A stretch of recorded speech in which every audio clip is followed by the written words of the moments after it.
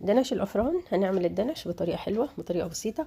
انا عايزه اعمله من فتره بصراحه، ونفسي اجربه. انا اول مره اعمله، ما عملتوش قبل كده، وما شاء الله يعني طالع معايا حلو جدا جدا. اقول لكم على التركات بتاعته ينجح معاك ازاي، تاخدي تسويه حلوه ازاي، تاخديه خفيف قوي في ايدك، ما يوزنش خف الريشه. هتتابعيني هتشوفي معايا ازاي هنعمله بكل بساطه وبكل سهوله. هنا مورقه العجينه وحلوه جدا. اتمنى ان المشاهدين الجدد اللي بيشرفوني يشتركوا في القناه ويفعلوا الجرس ويختاروا الكل علشان يوصلكوا كل جديد. هنجيب هنا بوله، هننزل فيها بكوبايه ميه دافيه اللي هي 250 مللي. هنضيف عليها ربع كوبايه زبادي، مفيش زبادي يبقى ربع كوبايه حليب عليها معلقه خل، تمام، وخليه يروب. هنضيف هنا معلقتين كبار سكر، يا اما معلقتين كبار يا اما ربع كوبايه، ده او ده، الاتنين زي بعض. وهنضيف هنا معلقه زيت او معلقه سمنه سايحه او معلقه زبده سايحه، اللي انتوا عايزينه. بس انا من وجهة نظري الزيت افضل. ليه؟ الزيت بيخلي العجينه خفيفه قوي ومش مكتومه وهشه، فضيفوا زيت افضل. هنيجي دلوقتي هنضيف ايه؟ هنضيف نص كيلو دقيق. بصوا هنا الطريقه، العجن مباشر، مش بنضيف الاول السوائل وبعد كده ما اعرفش خميره ومش خميره، لا، كله على بعضه. حتى لو ضفت الدقيق الاول وبعديه السوائل مش هتفرق، لان عجن مباشر يعني كله على بعضه بيتعجن، مفيش مشكله. النص كيلو دقيق هنا 3 كوبايات معياريه ونص، او 4 كوبايات من اللي هم بتوع الشاي، المجات يعني بتاعه الشاي اللي هي 250 مللي، المجات القديمه بتاعه زمان.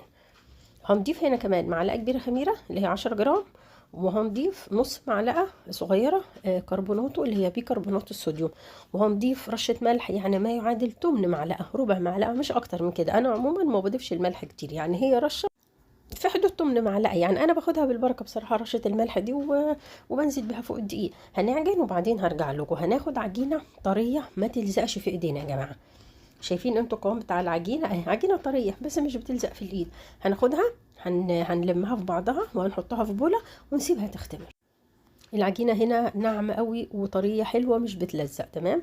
هجيب بوله احط فيها رشه دقيق وهنزل بالعجين بتاعي وهغطيه وهسيبه في مكان دافي يختمر، ممكن نص ساعه، ساعه الا ربع، حسب المكان. اختمر معايا خلاص، خرجته من البوله، جبت دقيق رشيته على المكان اللي هشتغل فيه، وبعدين هفضي الهواء من العجينه، تمام. حابه تحطيها على الترابيزه او رخامه وتاخديها في قبضه ايدك وتطلعي كده كوره كوره، تقطعي براحتك. حابه تعملي زي ما انا هعمل براحتك. المهم العجينه دي هتطلع 7 كور، حاولي تقطعيها زي ما انت حابه، المهم طلعي لي منها 7 كور. انا هقطعها هنا الاول 7 قطع، وبعدين هاخد كل قطعه في ايدي هكورها. انا مش ببيع يا جماعه، فعلشان كده مش هوزن. الناس اللي بتبيع الاونلاين او بتوع الافران بيوزن، ده مجبر، ده اكل عيشه. فانا هعمل لبيتي، فانا مش هوزن. فممكن واحده تطلع معايا اكتر من واحده، ما عنديش مشكله خالص، وانا بفرد هعرف اسويها كويس. هكورهم وهركنهم كلهم على جنب. هاجي بقى اشتغل من اول كوره. هنجيب هنا الكوره بتاعتنا، اول واحده كورناها، رشينا دقيق من تحت وهنرش دقيق فوقيها. هنفردها قد ايه؟ افردي القطر بتاعها يعني في حدود 20 25 حسب ما يجي معاكي. انا هعملها بس 20 مش اكتر من كده. ويا ريت خلي الدقيق حبه كويسه علشان ما تلزقش العجينه منك، تمام. افرديها قطر 20 وهنركنها على جنب، وهنفرد واحده تاني زيها. الفرد سهل يعني مش محتاج ايه نقعد نكرره في الفيديو كده. انا فردت واحده، تمام. هنفرد واحده تاني. هفرد برضو الكرة التانية برضو 20 سنتي، نفس الخطوة اللي عملناها مع العجينة الأولى. هنكرر نفس العملية في باقي ال5 قطع اللي معانا، تمام. هنيجي بقى التوريق ازاي. سيحي ربع كوباية زبدة. اللي رشيته ده يا جماعة مش دقيق، ده نشا. يا اما حابه تعمليه زي ما انا بعمل كده تمسحي بيه العجينه، تمام. يا اما تجيبي معلقه كبيره نشا ودوبيها في ربع كوبايه الزبده السايحه او السمنه زي ما انت حابه، وتاخدي وتدهني. انا دهنت كده اول طبقه، هاخد الطبقه التانية وهحطها فوقيها، وهكذا هكرر كل الطبقات بنفس الطريقه. هرش نشا وبعد كده هضيف الزبده. حابه زي ما قلت هكرر تاني علشان لو حد سمع ومركزش في المعلومه، يعني هتاخدي معلقه نشا وهتضيفيها فوق الربع كوبايه زبده اللي سايحه، تمام. حابه تسخني او تسيحي تلت كوبايه وتاخدي منها والباقي تركنيه براحتك. انا علشان كده هنا ما ضفتش النشا. ليه؟ انا مسيحه تلت كوبايه، علشان كده معرفتش اضيف النشا علشان ما اخسرش الباقي، حرام يعني مش هستعمله في حاجه. فعلشان كده هتلاقي ان النشا هنا انا رشيتها كده بايدي، او هتاخديها بالفرشه وتدهني براحتك بقى.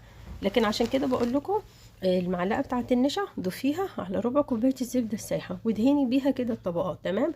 ادهني ال6 طبقات وهتيجي في اخر طبقه مش هتدهنيها. انا خلصت ال6 طبقات كده، دي كده الطبقه الاخيره. وانتي بتحطي كل طبقه حاولي تشديها بحيث يبقى كلها قد بعضها سوي بعضها. تمام كده، دي الطبقة السابعة. خلاص مش بندهن حاجة في ايه عشان هنفرد منها، يعني دي اللي احنا هنحطها ونفردها. هبططهم كده فوق بعض وبعدين هدخلها الفريزر نص ساعة. ليه؟ علشان الزبدة تتماسك وما تتعبنيش وانا بفردها. تمام كده، غطيها بستريتش راب، غطيها بكيس نضيف وحطيها في الفريزر نص ساعة. بعد النص ساعة ما خلصت طلعتها من الفريزر، رشيت تحتها حبة دقيق حلوة. اتوصي بالدقيق ما تخلوش قليل علشان ما تلزقش. هنفردها بقى، حاولي تفرديها على قد ما تقدري مستطيل.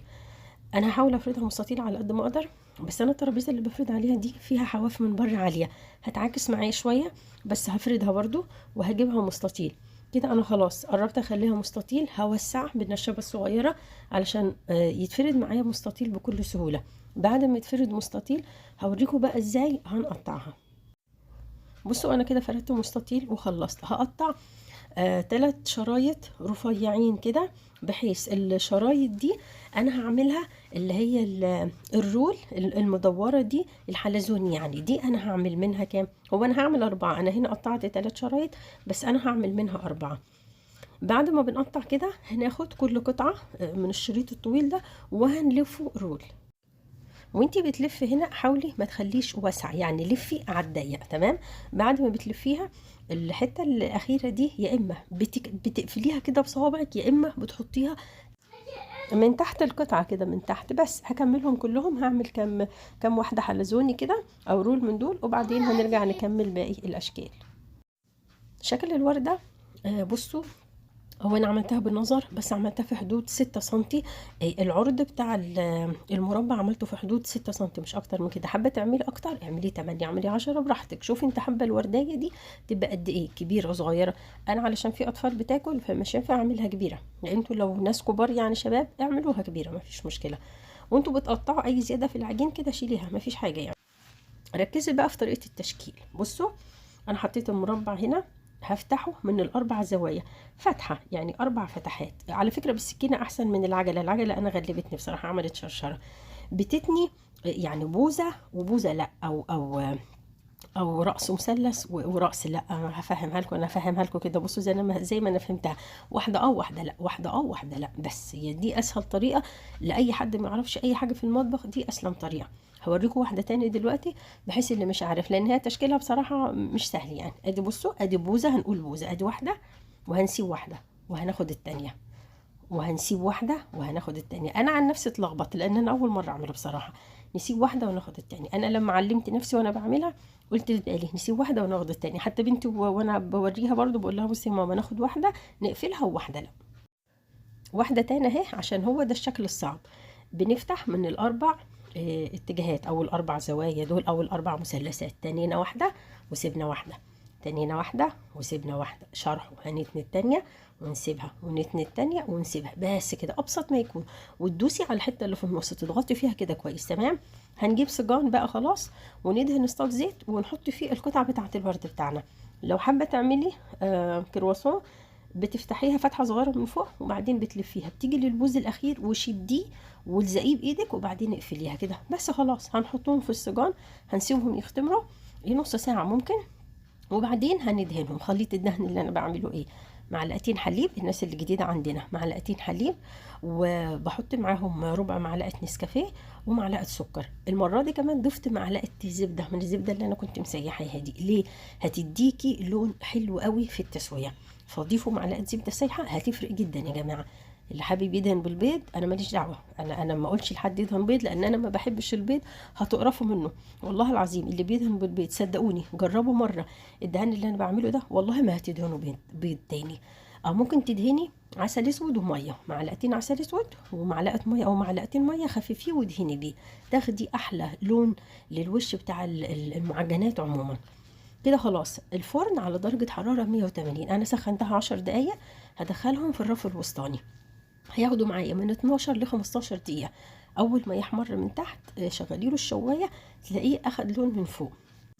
أفضل تسوية للدنش وأفضل لون هو اللون ده، بس ده ما ينفعش يتزود عليه، يعني ده أنسب لون يعتبر للتسوية. في ناس بتحب لونه فاتح شوية براحتك، بس برضو مش هيبقى حلو. هو أحسن لون للتسوية اللون ده. حلو، لكن افتح من كده لا، ما يعني هقول لكم ايه، الافتح مش حلو بصراحه. اللون ده جميل جدا، بيبقى لونه ذهبي كده وحلو. هنجيب بقى هنا مربى، معلقتين مربى، هنحط عليهم معلقه ميه مغليه وهنفكهم كده بالفرشه. وبعدين وقت التقديم هو كده بندهنه بالمربى، بنجيب حبه كريز بنحطها في المنتصف وبنرش عليه جوز هند، بس كده، ملوش تقديم اكتر من كده. مش عايزه ترش جوز هند وعايزه ترش سكر، سكر ما تعرفيش السكر بتاع الشاي، رش سكر ابيض اللي انت عايزاه. عايزه ترشي سكر بودره وبعدين تحطي القطعه بتاعه الكريس كده منظر، برضو براحتك از يو لايك اللي انت عايزاه. يعني عندكم اختيارات اهي، واختاروا منها اللي انتوا حابينه. وده الشكل بتاعه النهائي، حاجه زي الفل وتفتح النفس بصراحه. هو انا ما لحقتش اصور الكرواسو بصراحه، اكلناه وهو سخن، كان نفسي اوريه لكم بس بصراحه خلصنا هم كلهم 4. وبس كده، واتمنى لكم الصحه والعافيه والستر يا رب.